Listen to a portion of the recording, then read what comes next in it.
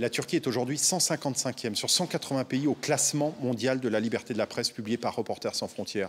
Plus de 100 journalistes sont en détention. C'est la plus grande prison du monde pour les journalistes. C'est un pays dans lequel il y a des procédures totalement abusives, des séquestrations arbitraires, et celle qui visait le bureau l'était particulièrement. C'était un dossier complètement vide. Il n'aurait pas dû passer un jour en détention.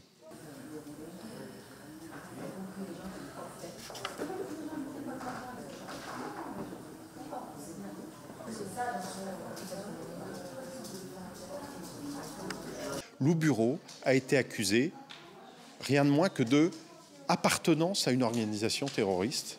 C'est pire que diffusion de propagande terroriste, pour des interviews qu'il a faites il y a 4 ans avec des responsables kurdes en Syrie.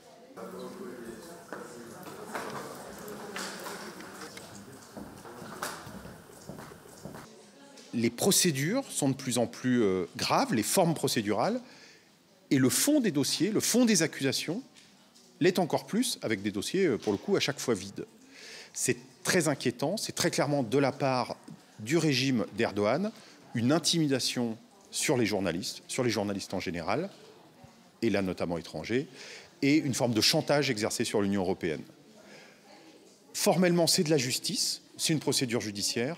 En réalité, on sait très bien, depuis le début, qu'un homme a la clé du verrou de la cellule.